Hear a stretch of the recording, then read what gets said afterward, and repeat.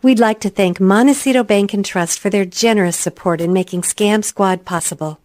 I'm Patty Teal. And I'm Deputy District Attorney Vicki Johnson. Scam Squad is up next. Sound off. 1, 2. Sound off. 3, 4. 1, 2, 3, 4. Scam Squad. I'm your host, Patty Teal, here as always with Deputy District Attorney Vicki Johnson. And Vicki, you brought a very special guest on our show today. Can you introduce her? Absolutely. It is my pleasure to introduce her. This is Joyce Ellen Lippman, who was the head of the Area Agency on Aging for Santa Barbara and San Luis Obispo counties for 43 years until her very recent retirement. And during her career, she was a fierce advocate for seniors, fighting to improve their lives and increase services to address their many needs. And having worked with her for many years, Patty, I can tell you firsthand that seniors everywhere have benefited enormously from her incredible efforts. Now, in her role as the head of the Area Agency on Aging, she also oversaw HICAP, which we learned about a couple of weeks ago. It's the Health Counseling and Advocacy Program, which counsels people about Medicare. And we had Julie Posada on, who is the program manager of HICAP in San Luis Obispo counties and Santa Barbara counties. Now, as we know, this is the open enrollment season for Medicare, and we are being deluged with TV ads, often featuring well-known celebrities. I'm always seeing William Shatner advertising certain things. And these celebrities describe how easy it is to sign up for increased Medicare benefits with an Advantage plan. But Patty, I became alarmed when I realized that these ads, which use graphics looking very much like Medicare graphics, are really advertisements for insurance companies. And I just remember talking to Joyce Ellen some years ago when she was in charge of the agency about these plans and the various concerns that she had. So I thought it was really important to have her on the show today to tell us more about these Advantage plans, including what we need to watch out for. So Joyce Ellen, welcome to the show. I'm so happy to have you and to see you. And I think I'll just start out by asking you to tell us, what is the Area Agency on Aging? So I first want to thank you for the opportunity to be here and share some information about the Area Agency and Medicare, things that are really not well known, even in the senior community.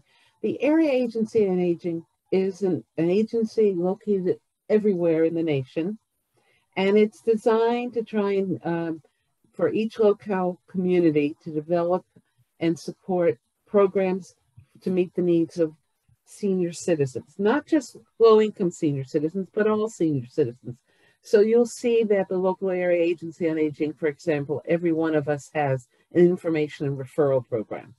So because we don't do everything, we fund a lot of programs, and there are other programs that come through other funding streams to help seniors. But our goal is to make sure that seniors are safe and secure in their homes in the community. So it's an important agency to know or to find when you might be needing, or a family member or a neighbor might be needing some help to be safe and secure in their homes. And is this nationwide, Joyce Ellen? Yes, every community has one. It could be in city government, it could be in county government. The local one in Santa Barbara and San Luis Obispo counties happens to be a nonprofit corporation, but it can come in any form. Okay. And as I mentioned, HICAP is part of the Area Agency on Aging responsibilities. So first of all, tell us, what is an Advantage plan and how is it different from the standard Medicare plan, which is the one that I have? Yes, Medicare, when it first began, is what they call the original or traditional fee-for-service Medicare, and it's been extremely popular, extremely successful. I mean, if you look at the data, very, very successful, extending lives, providing health care, et cetera, and et cetera. So it's one of the things that is part of created in 1965, very, very successful by all measurements. Been a little bit, people have been concerned about the funding, the funds that are required and the costs. So, and as you know, that insurance companies are also a very powerful, profitable entity in this country, but they decided to create basically another option.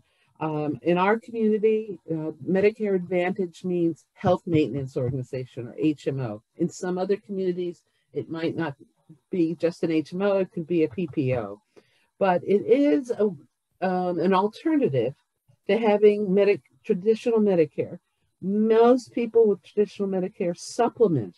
They're called Medigap plans, and there are generally about 10 of them that have different features, different costs, different benefits, and they have been very, very popular. But in the last decade, the federal government, the Medicare entity, has really provided incentives to the insurance industry such that they're able to afford all those ads, perhaps providing additional benefits, and just luring seniors outside of traditional Medicare into private companies.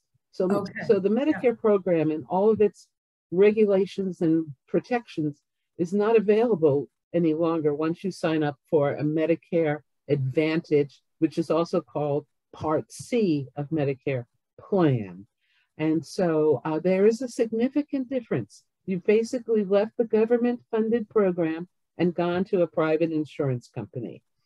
Now, for some people, that works well for them, and for others, it doesn't. It really depends on your circumstances. So, Joyce Ellen, that makes it very clear. Basic Medicare, which I have, is government funded. The Advantage Plan is run by insurance companies. Exactly. With their profit motive, of course. But that's something that you always have to be aware of. So based on your experience as a beneficiary of Medicare and the stories that you've heard from others, what do you need to be careful about if you sign up for an Advantage plan? Well, there are quite a few things that, the HICAPs around the country, there are also HICAPs everywhere in the country, that are designed to help people understand. It doesn't really level the playing field against this barrage of advertisements, let me just assure you. That less than 5% of Medicare beneficiaries have ever been to a HICAP in the country. So, it is a constant, well, I don't want to say battle, that sounds violent, but getting balanced information out is the goal of the HICAP program, because let's face it, in reality, those ads are not a balanced presentation. And as I said earlier, it does depend on your circumstances. For example, let's suppose you have a retirement health benefit through your former employer, which many people do, or your union or whatever. Leaving that to go to an HMO is mostly irreversible. So, do people know that when they see these enticements? Not always. And so you do see people who are now, I found it might have been a little bit less expensive than their prior plan, but now they're stuck in an HMO that may not be meeting their needs. For example, it talks about the drug plan that each Medicare Advantage plan has. Typically, it's not as comprehensive as a Part D, which is the prescription drug plan if you're in traditional Medicare. So there are a lot of things. Or so in addition, let's suppose, in fact, one of the ads now that I'm retired, I see I have the TV on as part of the noise sometimes around the house. And there's one ad that talks about what is clearly seeking the cheapest or more affordable. Well, in California and in many other states, it's called Medicaid. California, it's called Medi-Cal. Medi-Cal has been expanding. So there's been huge expansions in eligibility and services and benefits through the Medi-Cal program in California. So if someone is a low-income person, Medi-Cal may be their best alternative. And if they sign up for an HMO, it can get extremely complicated and perhaps, not always, what's the word? Make their Medi-Cal benefit useless. Oh. So again, it's all a matter of trying to get balanced information, unbiased information, or unprejudiced information. Why do we need that? Well, as you intimated when we started, the insurance industry is a very powerful, profitable entity. And the federal government makes their profits from Medicare Advantage plans far greater than traditional or original Medicare. And recent stories like it was front page of the New York Times last month talking about some of the fraud that they find. And that's always been the case, but you find, I don't want to excuse it, but you do find fraud in many, many programs, not just Medicare, but in Medicare it tends to be big numbers, lots of money. And even when fraud is limited, there's still tremendous profit to be made. And, of course, many people, like in the social service industry, like myself for decades, would prefer to see that money go to needed services for seniors or anyone in our community rather than the insurance industry. Now, we know entities need to make a profit, but these profits are far exceeding what you might imagine. So there's the incentive. So Joyce Ellen, these Advantage plans seem to offer benefits that regular Medicare does not. I'm hearing things like vision plans, dental, hearing, gym membership, transportation. What about that? That would seem to lure some people in, but are there any drawbacks there? Any pitfalls that we should know about? Well, yes, there are. Yes, and this is one of the issues that faces the original Medicare program now, is the feds have allowed the Medicare Advantage programs to offer these additional benefits. And I use the word offer. That doesn't mean that the person is going to secure those benefits or there aren't intentional delays. Probably the most popular word that a person might hear if you're trying to access that is that requires, in the drug program, for example, prior authorization, step therapy.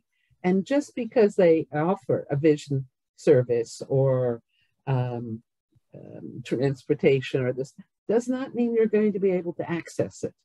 And the numbers that the federal government produces to share with us how prevalent those are not encouraging. Let's say that. So yes, it may be able to offer them. Whether you can access them, not only in a timely manner, but just access them is really a difficult task. You can appeal, but they can build in delays and etc. Prior authorization is and step therapy are terms that these companies use to justify their actions. So I've heard that, for example, if you do sign up for the dental plan, maybe what that dental plan entails is one visit a year to get your teeth cleaned. It doesn't necessarily mean that every single dental problem that you have is going to be covered. Is that correct? So you're paying some money to really not get much of a benefit in some instances. I would imagine you'd have to really read the fine print on this. You have to read the fine print if you can find it. And your statement is correct. And just because it says the dental plan, or it says that, or they tell you that's once a year or something at the other, again, doesn't mean you can access it. And that's probably one of the most difficult thing for people to understand. Now, if you are an early, but I think what you would call an early Medicare recipient, 65 years old is the typical age, right? In fact, they're talking about increasing it. So, but they've been talking about that for decades. You may not need many things. And so the access issue is not something that you're thinking about. But let's face it, as we get older, we want more access, better access, not less, or limited or restricted access. So, when you're trying to explain to someone who's 85 years old that prior authorization is or step therapy is, and they may have just joined the HMO maybe 4 or 5 years ago, because let's face it, retirement income does not keep up with cost of living, even though there are cost of living increases in Social Security and in some pensions, but not all pensions.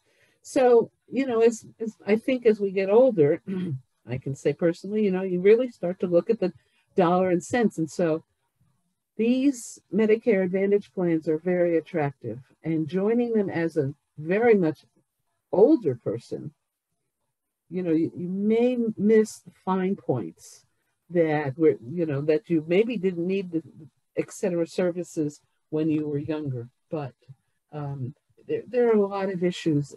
There are a lot of issues in joining a Medicare Advantage plan. Well, this prior authorization business I find a little scary, because I know what can happen. You may not get authorized. I know with my Medicare plan, it's easy. I need to go see an orthopedic doctor. I go. I don't have to have any prior authorization. I'm having a back problem. I can go get some therapy for it. No prior authorization.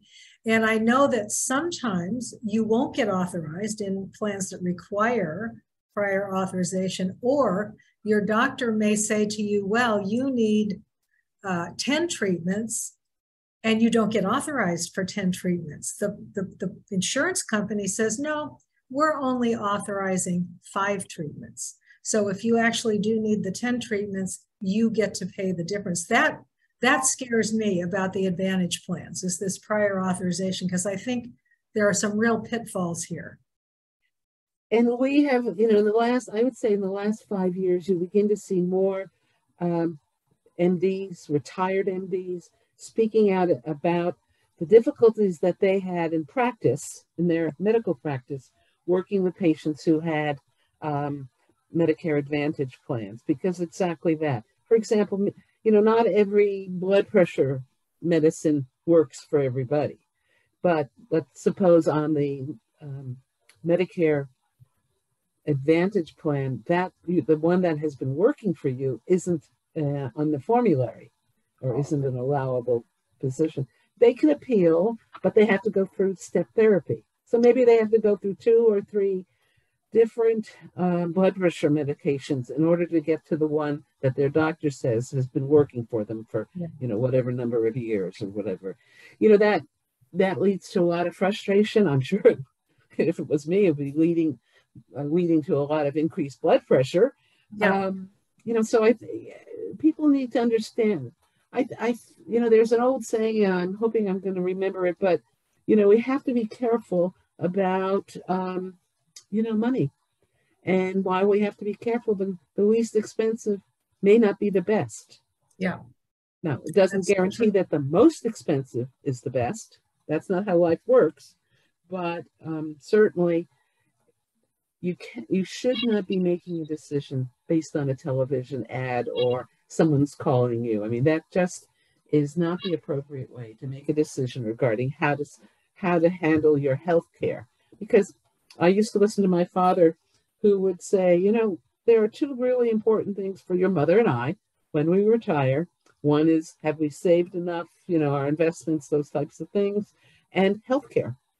And, and for people who I have met people who figured out or thought that in the early years of their retirement, when their health was excellent, they'd be in an HMO with very limited costs, and they didn't need much. And that, when we need health care, will leave that and go to a traditional Medicare. Well, again, traditional Medicare and both HMO and both Medicare Advantage plans are insurance companies. So you can't always, and if you have pre-existing conditions and you're trying to transition from a Medicare Advantage plan to a traditional Medicare where you would buy a Medigap plan, that could be not as easy as one would hope. Well, that's a real pitfall, I would say. Thinking that you can go back and then realizing, no, you can't go back with your pre-existing condition to get that extra insurance policy that you need along with your Medicare.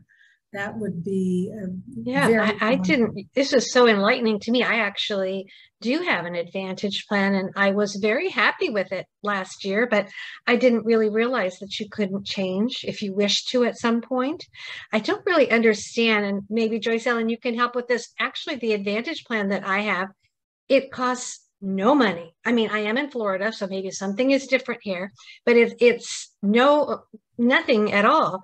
And, they send you, my husband and I each get a card for $500 for the dentist. It's just like a credit card. And then we also have benefits, on top of that. So it seems, I always wonder, like, how can they afford this? I don't understand. Is it subsidized by the government?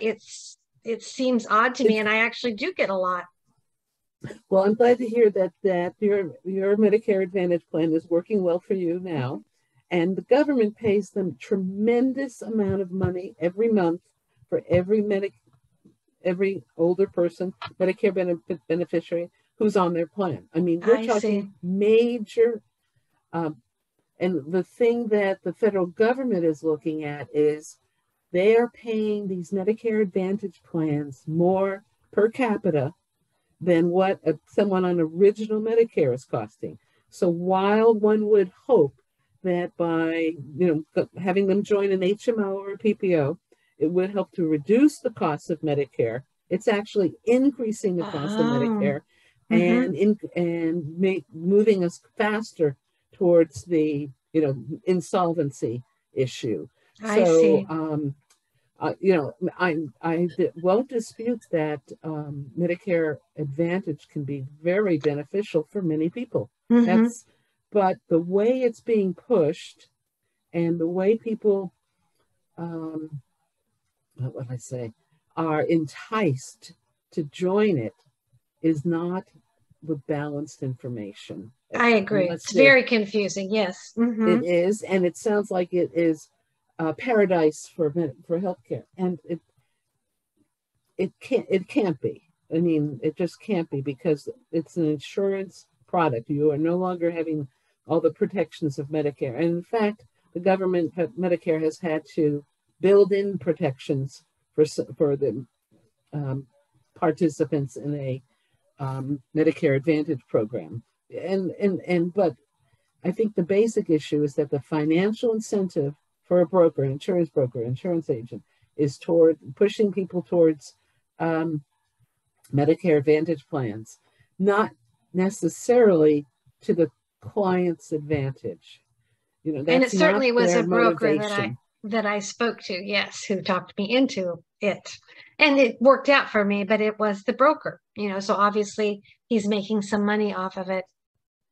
Tremendous amount of money is paid by Medicare.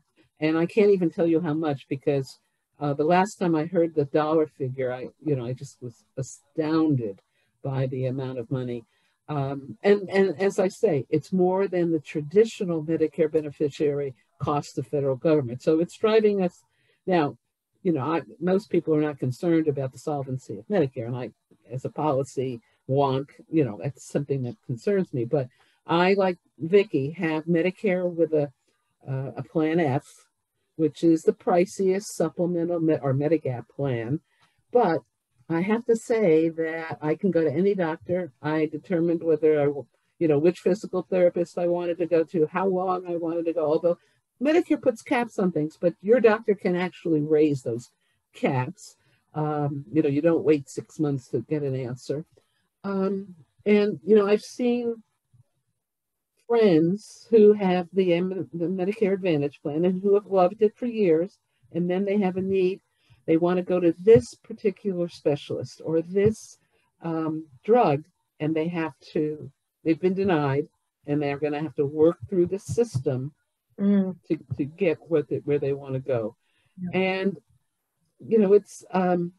it's a decision you make early on. While most of us are still very healthy, we make that decision. And, do I like spending all that money on a plan? But my supplement is paying. I've become ill in the last year. I have a 66% disability rating when I retired. And so, yes, physical therapy, other therapies, all drugs, blah, blah, blah. And, I have to admit that except for the small copays I have in my prescription drug plan, I don't pay anything. I do pay that monthly Medigap plan, and I'm happy to, because right now I'm benefiting from it significantly. And this is a decision that shouldn't be made based on, well, again, Vicki, I should give a caveat. I'm speaking from my personal experience. Yes, I worked for Area Agency on Aging for over 40 years, and so saw a lot. But I also see a lot now because people know what I've done for my career and tell me things. And sometimes it just breaks your heart to tell people, well, now that you have a pre-existing condition, it's going to be very difficult.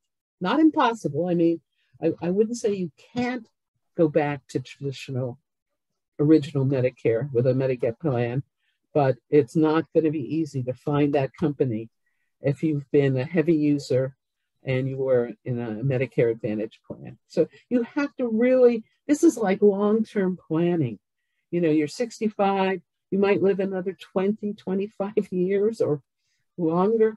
And, you need to think not just what do I need now, but what am I going to need in the future? And the truth is that Medi-Cal changes, Medicare changes, the Medicare Part C, the Medicare Advantage programs change every year. So, you have to be extremely careful. So that brings me to my last question, Joyce Ellen. It seems that there are a lot of Advantage plans to choose from. So for those people who feel like the Advantage plan is right for them, like Patty, is this something that HICAP can help with? Yes, all the HICAPs in the nation, including the one locally, sits down with people one-on-one, reviews what their desires are, what their healthcare needs are. We're listening to the people who come, and we're sharing with them all the options and making sure that they understand why, if they want to go to Medicare Advantage, what that means and the consequences of that. And if they're trying to decide between which Medicare Advantage plan, what the differences are. And, it's a meeting that, it's not uncommon to take at least an hour. And many people come back for a second and third, even though they're taking notes, and even though we're giving them information materials, charts to try and see the differences, they want to make sure that they really understand. Now, you can't do that on December 6th, the day before open enrollment closes. Yeah. In fact, one of the changes that Medicare made early on was open enrollment used to end December 31st.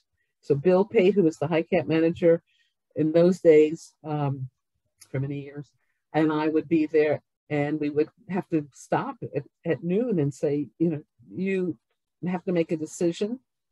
And, we don't have any counselors left. People have gone to their holiday vacation. So they did change it to December 7th after years of all of us complaining. Well, it's good to know that there is a place other than an insurance company where somebody who really wants an Advantage plan can go to get neutral, disinterested in terms of monetary compensation information and good information. Absolutely. And this is the first time, Joyce Ellen, that I've really understood how different they were. that they were funded differently. I didn't really realize that. I guess I just got on the phone with a broker somehow. Not sure if he called me or I called him, and that's what he was selling, and it sounded good, but I didn't really understand the bigger picture. Yeah. The key, go ahead. I was going to just say that in California, this unbiased local resource is called HICAP, but it's called by different names in different states. Okay. And so the best thing to do is to call your local area agency on aging, because that's the same name throughout the country, and tell them you're looking for the Medicare Counseling Program, and they will direct you to the proper place to get unbiased, balanced information. That is a good place to end this, and I think that's excellent advice. So whether you choose the Advantage Plan or traditional Medicare, there is that place to go where you can get unbiased advice that covers all of the options. So I really want to thank you. I learned so much today, Joyce Ellen. Me too. Thank you so much for coming on our program and explaining this all to us. I think it's just invaluable. So thank you. Thank you so much. You're still doing good work even in your retirement. You're still are. helping seniors. Good for you. Well, thank you for the opportunity to be here today. It's so nice to see both of you again. And, it's really nice to be helpful. Oh, you are always. Thank you so very much. So, Vicki, do you have any good news for us today? I mean, it was good news just talking to Joyce Ellen and hearing about the different plans, but anything else? Well, I do have something that I thought was pretty interesting. In the past, you've heard me talk about the dark web, that dark web where all of the information about us exists and all kinds of other nefarious things. Well, this is kind of an interesting article. It's called Band of Cyber Criminals Responsible for Computer Intrusions Nationwide Indicted for Conspiracy That Netted Millions. And this once again comes from the Department of Justice, from Florida, actually. And apparently these crooks purchased on the dark web the server credentials for computer services for CPAs and tax preparation firms across the country. And by doing this, they got access to the tax clients' names, date of birth, social security, and financial information. So all of these clients from all of these CPA firms and all of these tax preparation firms, they got their clients' lists and informations by getting the server information from the dark web. They filed tax returns in the names of thousands of people. They got millions of dollars in tax refunds until they were finally stopped, investigated, arrested, and hopefully will be convicted. So that's what the dark web can offer these crooks, Patty. It's a dangerous. Wow. Yeah. Well, thank you so much for sharing that, Vicki. And that would be something pretty valuable to hack into, all those CPAs records. That's amazing. It is. Yeah. Yeah. All right. Clever. All right. Yes. All right. Well, look forward to next week, Vicki. You take care. Thanks, Patty. You too. Oh, and your fraud hotline. We don't want to forget that. Oh, yes. Area code 805-568-2442. And again, area code 805-568-2442. Thank you. Bye-bye now. Bye.